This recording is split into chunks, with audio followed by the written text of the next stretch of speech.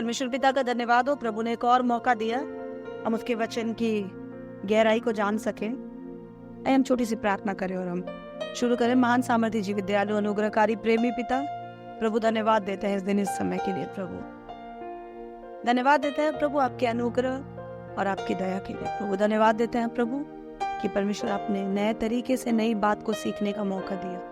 प्रार्थना करते हैं जो आप हमें सिखाना चाहते हैं, हाँ और आमीन में हम सीख सके। यीशु मसीह के नाम में मांगते हैं, आमीन।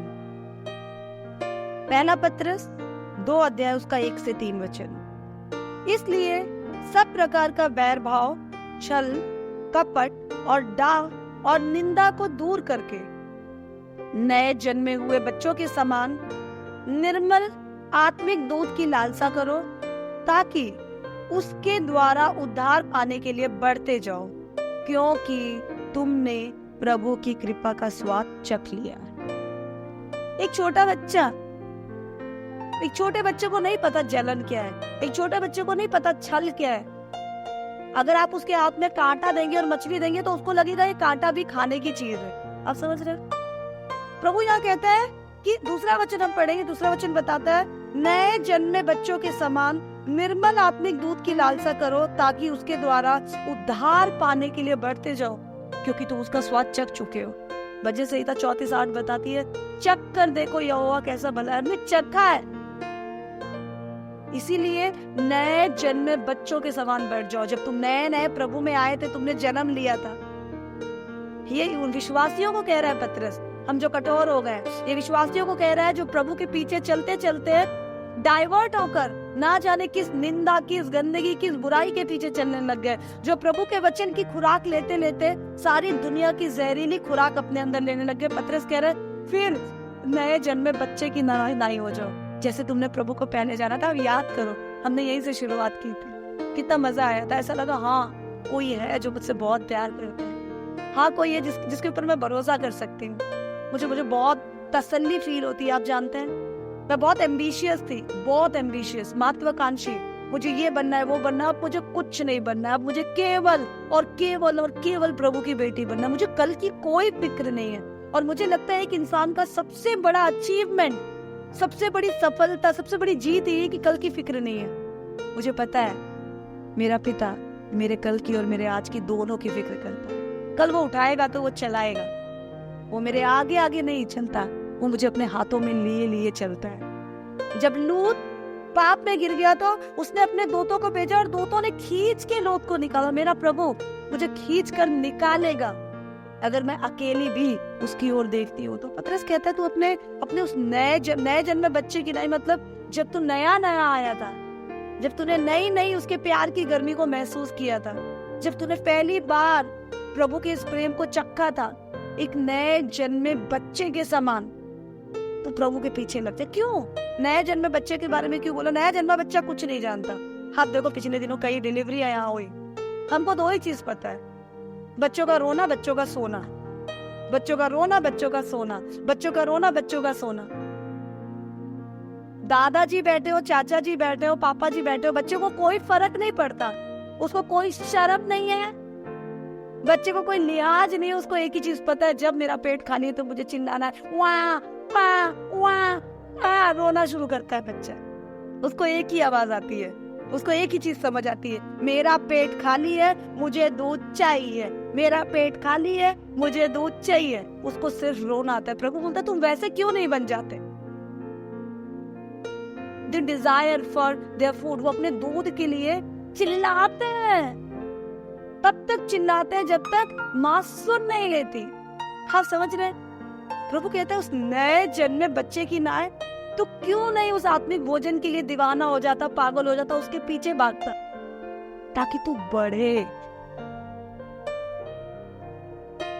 शरीर बढ़ने के लिए हम भोजन का बहुत ख्याल रखते हैं, लेकिन अगर उस भोजन में जहर मिला हुआ तो वो हमें बढ़ाता नहीं, बर्बाद करता है। आत्मा में बढ़ने के लिए भी हमें नए जन्मे बच्चे की नाई उस भोजन की लालसा करनी पड़ेगी, चिल्लाना पड़ेगा, उसके पीछे पड़ना पड़ेगा, तभी हम आत्मा में बढ़ पाएंगे। लेकिन वो तब होगा आपके सवालों का जवाब, जो नहीं जानते कि बाइबल कैसे पढ़ना है, या बाइबल पढ़ते हैं तो समझ क्यों नहीं आता, या क्यों मेरा मन नहीं लगता, क्योंकि आपने अपने डाइट में, अपने खाने में ये सारी कंकड़ पत्थर, ये सारी गंदगी, ये कीड़े मकोड़े मिला रखे हैं। कीड़े मकोड़े अच्छे से टेस्टी भोजन को भी खाने के लिए हमारी भूख को खत्म कर देते हैं। और वो कीड़े मकोड़े हैं बैर भाव, डाव, निंदा, कपट, जलन। बहुत जरूरी है कि हम इन चीजों से अपने आप को निकालें, तो समझदार हो जाए। नए बच्चे की तरह कुछ ना सोचे, दादाजी बैठे, चाचा जी बैठे, कौन है आगे, कौन है पीछे, हम केवल एक ही चीज में लगे रहे, मुझे प्रभु का वो भोजन, मुझे प्रभु की वो खुराक, मुझे परमेश्वर का वचन सीखना है, सुनना है, बढ़ना है। मैं ऐसी किसी चीज को, ऐसे किसी कंकड़ को अपने खाने में नहीं आने दूंगा जो किसी भी रीति से मेरे भूख को किसी भी तरह से खत्म कर दे। मुझे तो बढ़ना है। क्या हम बढ़ना चाहते हैं? क्या हम सच में बढ़ने वाला काम कर रहे हैं? क्या सच में हमने इन कंकड़ों को, इन चीजों को अपने जीवन से, अपने भोजन से हटा दिया है? हमारे लिए समझना बहुत जरूरी है भाइयों बहनों, वरना हम प्रभु में रह रहे हैं ऐसी गलत फहमी में, हम आगे बढ़ते जाएंगे और हमें पता नहीं चलेगा, हम ग्रो नहीं होंगे, हम भुखमरी के शिकार होते जा रहे हैं। खाना तो भरपूरी से भरा है, प्रभु का लहू तो क्रूस पर टंग के बह रहा था, पर उस लहू को देखकर बहुत लोग प्रभु को कोस रहे थे, पर उसी लहू को देखकर बहुत लोग अपना दिल प्रभु को दे रहे थे। उसमें से एक वो चोर था, उस चोर ने भी यीशु को देखा, जो यीशु के एक और था, दूसरे चोर ने भी यीशु को देखा। बहते हुए उस लहू को देखकर एक चोर ने कहा, ये प्रभु का बेटा होता तो ये खुद को बचा लेता, क्योंकि वो बड़बोला था, उसको लगता था I am smart, I know. दूसरा चोर, उसने बोला नहीं, ये परमेश्वर का बेटा है, इसने तो कुछ भी नहीं किया, हम तो चोरी के कारण यहाँ है, पर ये निर्दोष है और यहाँ है। लहू तो बह रहा था, पर उसी लहू को देखकर बहुत लोग दोष लगा रहे थे। उसी लहू को देखकर इस चोर ने प्रभु की गुहार लगाई कि जब तू अपने राज्य में आना, महिमा में आना, तो ये प्रभु मुझे याद रखा। यीशु ने कहा, आज तू मेरे साथ स्वर्ग में होगा। कैन यू जस्ट इमेजिन, कि आप कल्पना कर सकते हैं प्रभु का प्यार, प्रभु का वचन बह रहा है 66 पुस्तकों में, हजार वचनों में प्रभु का वचन बह रहा है। ऐसा तो नहीं हमने छल, कपट, निंदा, डाह, जलन को अपने सामने रखकर, इन बैर भाव को अपने सामने रखकर अपनी आंखों को बंद कर लिया और उस वचन की ताकत को ना हम देख पा रहे, ना पी पा रहे।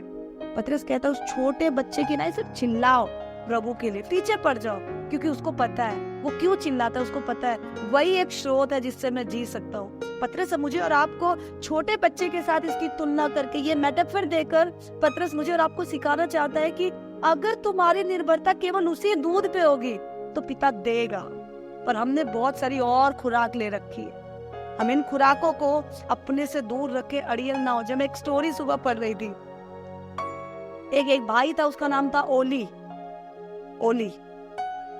वो भाई जिस गांव में रहता था, उस गांव में और भी बहुत सारे दूसरे समुदाय के लोग रहते थे। और ये ओली क्या करता था, हर फ्राइडे अपने घर में शाम को ये बीफ बनाता था, मीट बनाता, ऐसा मीट जो गांव के दूसरे लोगों ने छोड़ दिया था, वो पसंद नहीं करते थे। वो लोग बहुत परेशान थे, क्योंकि जब शाम को ये मीट भूनता था तो इसकी खुशबू पूरे गांव में फैलती थी और सब इरिटेट हो जाते थे। इन लोगों ने ओली को बुलाया, इन लोगों ने पहले एका किया कि क्या किया जाए, तो सब लोगों ने बोला एक ही तरीका, या तो ओली को गांव से निकाल दिया जाए, या तो ओली को अपने ग्रुप में शामिल कर लिया जाए। ये लोग खुश हुए। कैथलिक्स का ग्रुप था, जो कहिए केवल, ये कैथलिक्स ने ओली को बोला कि ओली, तुम जहाँ भी जाते हो, जिस जगह भी जाते हो, जो सीखते हो हमें पता नहीं, पर देखो तुम इस गांव में अकेले हो जो कैथलिक नहीं हो, जो इस ग्रुप के नहीं हो, तो एक काम क्यों नहीं करते ओली, तुम भी हमारे ग्रुप में शामिल हो जाओ। इनकी नीयत क्या थी कि ओली वो पकाना छोड़ दे, क्योंकि ये लोग ये मानते थे कि वो मीट हम नहीं खा सकते, ये लोग नहीं खाते थे, इन्हें बदबू आती थी, इन्होंने छोड़ रखा था। तो ओली ने बोला कि क्या करूं मैं? बोले तुम एक काम करो, तुम आज से जिस पंथ को तुम मानते हो छोड़ दो, वो किसी और ग्रुप में और किसी चर्च में जाता था, तुम छोड़ दो और तुम हमारे साथ आ जाओ, हम तुम्हें स्वीकार करेंगे, फिर तुम भी हमारे साथ ही हो जाओगे, सारी प्रॉब्लम सॉल्व हो जाएगी। ओली ने बोला वाह, ये तो बहुत अच्छी बात है। एक दिन गांव में पूरे अनाउंसमेंट किया गया, एक दिन ठहराया गया, और वो दिन ठहराने के बाद ओली को बुलाया गया और ओली को इस कैथोलिक चर्च के पादरी ने कहा, ओली तुम पहले उस चर्च में नहीं थे, ठीक है, तुम जन्मे थे उस चर्च के बंदे की तरह, ओली की तरह, तुम बड़े हुए वहां के कल्चर की तरह, ठीक है, लेकिन आज पादरी ने कोई तो पानी इसके ऊपर छिड़का और बोला, पर आज हम तुम्हें स्वीकार करते हैं, आज से तुम कैथलिक हो, आज से तुम वो पुराने वाले ओली नहीं रहे। ओली ने वो सारे गांव में जश्न हुआ, ओली भी खुश हुआ, ओली बदल गया, ओली बदल गया, सब तो खुश थे कि अब वो मीट हमें खाना नहीं पड़ेगा। अचानक फ्राइडे शाम को फिर से ओली के घर से उस मीट की खुशबू आने लगी, सबका दिमाग खराब, इतना बड़ा पार्टी किया, इतना बड़ा जलसा किया, ओली को बदल दिया, उसके बाद भी वो मीट पका रहा है। जाके देखते हैं ओली बदला क्यों नहीं। ये लोग ओली के घर गए और ओली के घर में जाकर देखते हैं, ओली को इन्होंने समझाया, तू दूसरा कुछ भी मीट खाना, हमारा ग्रुप ये मीट नहीं खाता, तू अभी ये मीट तू नहीं खाएगा। ओली ने बोला ओके। ओली घर गया, घर जाने के बाद ओली पका रहा है, ये परेशान हो रहा है, पूरा गांव इकट्ठा होकर ओली के किचन की तरफ, खिड़की की तरफ देख रहे हैं। तो ओली, भाई साहब ने मीट रखा था आग पे, मीट के ऊपर देखते हुए ओली बोल रहा है, देख तू जन्मा था इस मीट की तरह, तू बड़ा इस मीट की तरह। उसके बाद हल्दी नमक छिड़कते हुए ओली ने बोला, पर आज से तू ये मीट नहीं रहा, आज से तू मछली बन गया है और उसके ऊपर डालकर खा रहा है। कुछ लोग जिद्दी होते हैं, they don't want to change, वो कुछ नहीं करेंगे, वो बदलेंगे नहीं, वो किसी न किसी तरह। ओली को तो वो मीट खाना था, भैया तुम कुछ भी कर लो, हम ऐसे जिद्दी तो नहीं है। पतरस हमें सिखाना चाह रहा है, तुम नए जन्मे अपने नए विश्वासी बनने के समय को याद करो। उस बच्चे की ना, एक नया जन्मा बच्चा दूध पे ही निर्भर रहता है, उसको पता है मैं दूध पे जीऊंगा। ऐसे तुम सीख जाओ कि तुम्हारे जिंदा रहने का एक ही कारण है, मसीह जिंदा रहो। मसीह तुम में तब रहेगा जब तुम उसमें बढ़ोगे। हम बढ़ नहीं रहे तो मर रहे, घट रहे। आप समझ सकते हैं, प्रभु में बीच का कोई स्टेज नहीं है, या तो हम पीछे जा रहे हैं या तो हम आगे जा रहे हैं। हम आगे तभी जाएंगे जब बैर भाव, जब छल, जब डाह, निंदा और कपट हमारे मन से दूर हो जाएगा, तभी हम इस भोजन को ले पाएंगे। इसके लिए ये दूर करके हम चिल्लाएं प्रभु के उस आत्मिक भोजन के लिए और उसको खाएं, क्योंकि उसी को खा के हम उद्धार पाने के लिए बढ़ते जाएंगे। इस वचन सुन के बहुत लोग बोलते हैं अभी हमें उद्धार नहीं मिला। नहीं, ये कंप्लीट उद्धार की बात कर रहा है, जो हमें वहां मिलेगा, पूरा छुटकारा। मृत्यु से छुटकारा तो मिल गया, अब तक जो श्राप थे उससे छुटकारा तो मिल गया, पर अगला जो नर्क है उससे छुटकारा तभी मिलेगा जब हम इस भोजन को खा के बढ़ते बढ़ते बढ़ते बढ़ते प्रभु में आगे होते चले जाएंगे। अगर हम प्रभु में नहीं बढ़ रहे हैं तो हम कहाँ हैं? If you are not growing, what we are doing? हमारे लिए बहुत जरूरी है इस बात को जानना कि अभी भी अगर हम इन बातों को अपने मन में रखते हैं तो हम धोखा दे रहे हैं। और प्योर आत्मिक वचन बताता है, निर्मल आत्मिक दूध, प्योर आत्मिक भोजन, मिलावट का नहीं। ये सारी फीलिंग्स ना हो और प्योर वचन हमें लेना है। यहाँ वहां से कुछ भी नहीं सीखना है, क्योंकि प्रकाशित वाक्य 22 अध्याय आखिरी वचनों में 18 वचनों में बताता है कि जो लोग इस व्यवस्था की पत्री में से कुछ बढ़ाएंगे, उनको जो दंड है वो बढ़ जाएगा। जो इसमें से कुछ घटाएंगे, जीवन की पत्री में जो उनकी आशीष है उसे घटाया जाए। प्योर आत्मिक भोजन, उत्पत्ति से लेकर प्रकाशित वाक्य तक जो वचन हमें सिखाता है, हम उसको खाएं, उसको पिए, उसको सीखे, उसको सुने, उसके लिए चिल्लाएं, उस पे ही निर्भर रहे। क्योंकि एक बच्चा केवल और केवल उस दूध पे निर्भर रहता है जो उसकी माँ या जो भी उसके बड़े हैं उसे पिलाते हैं। आत्मिक दूध के अलावा किसी चीज की लालसा ना करें। लालसा करने का मतलब है क्रेविंग, क्राइंग, डाइंग, डिजायरिंग। क्योंकि उस बच्चे को पता है अगर ये मुझे नहीं मिला तो मैं मर जाऊंगा। भाई बहनों, आज जब हम लोग इस बात को देख रहे हैं तो हमें जानना जरूरी है, क्या हम लोग सच में सही भोजन कर रहे हैं? हम कुछ भी सीख रहे हैं, कुछ भी समझ रहे हैं, कुछ भी कर रहे हैं और आगे बढ़ते जा रहे हैं। हमें समझना बहुत जरूरी है, क्या हम बढ़ रहे हैं? पतरस मुझे और आपको बताना चाहता है, अपने ऐसा ना हो कि दुनिया को सिखाते सिखाते हम अपने साथ ही इनजस्टिस कर बैठे। हमारी सारी दौड़ बिल्लौर की आंखों से चमकती हुई वो नदी, प्रभु का वो उजाला, परमेश्वर की उपस्थिति, ना आंसू, ना जलन, ना गुस्सा, ना बैर भाव, ना किसी तरह की बुराई, ना बदनामी। ऐसी एक जगह, स्वर्ग के लिए हमारी पूरी जलन, जंग, स्वर्ग के लिए हमारी पूरी मेहनत, स्वर्ग के लिए हमारी पूरी कोशिश। ऐसा ना हो हम कुछ भी खाते जा रहे हैं और अंत के दिन जब हम प्रभु के सामने आए तो हम निकम्मे ठहरे। हमारे लिए बहुत जरूरी इस बात को जाने। ऐसा ना हो कि हम तो कुछ भी खा रहे हैं, लोगों को बता रहे हैं वो तो पहुंच गए, हम यही ठहर जाए। मैंने अपने मन में जलन, नफरत, बैर, कपट, हिपोक्रेसी, दिखावापन सब पाल रखा है। मैं प्रभु के सुसमाचार को सुना रही हूँ, लोग जा रहे हैं, हम रह जाए। हमारा हाल उस कुत्ते की तरह ना हो जाए जिस गांव में आग लगी, कुत्ता पूरी रात भौंकते रहा, पूरा गांव आग से डर के जाग के भाग गया कुत्ते की आवाज सुन के, पर कुत्ता वही बंधा खत्म हो गया। हम अगर अपने आप को इन जहर में बांध कर रखेंगे तो प्रभु के भोजन का वो स्वाद हमें अपने जीवन में मिल नहीं पाएगा। इसीलिए बहुत जरूरी है, पतरस मुझे और आपको कहता है, इसलिए क्योंकि वही एक भोजन सच्चा भोजन है, इसलिए कि उसी को खाने से, उसी के द्वारा हम अनंत जीवन, अनंत उद्धार को पाएंगे। उसी के द्वारा हम प्रभु के आखिरी न्याय के दिन जो लास्ट हमारा रिवॉर्ड है, महिमा का मुकुट पा सकेंगे।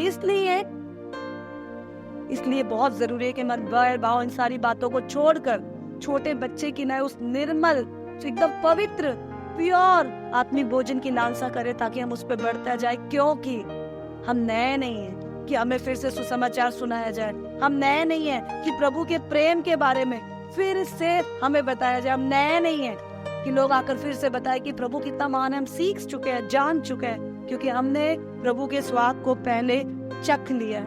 इसलिए बहुत जरूरी है कि हम सही वचन को पढ़े और सही जीवन में आगे बढ़े। एक कहानी मैं देख रही थी सुबह, एक बार एक फैक्ट्री में एक बहुत बड़ी मशीन थी, जिस मशीन के कारण वो फैक्ट्री चलती थी। ध्यान से सुनना, एक फैक्ट्री में बहुत बड़ी मशीन थी, उसी मशीन के कारण वो पूरी फैक्ट्री चलती थी और हजारों लोग उसमें काम करते थे, उनका घर चलता था। वो मशीन अचानक बंद हो गई और फैक्ट्री नीलामी की हालत पे आ गई कि अब ये नीलाम हो जाएगी। अखबार में ये मशीन की गड़बड़ी के कारण ये फैक्ट्री बंद हो गई है, बंद होने वाली है, हो गई है, ऐसा एक इश्तेहार पढ़कर एक इंजीनियर जो उस मशीन को बनाने में एक्सपर्ट था, वो आया मालिक के पास और आकर बोला, मैं ये मशीन ठीक कर दूंगा, मुझे क्या दोगे? बातचीत हुई, बातचीत ठीक होने के बाद कुछ 20 लाख रुपए डिसाइड हुआ, 20 लाख रुपए मुझे दे देना, मैं तुम्हारी मशीन को ठीक कर दूंगा। लेकिन इंजीनियर ने एक ही बात बोली, मुझे पैसे एडवांस चाहिए।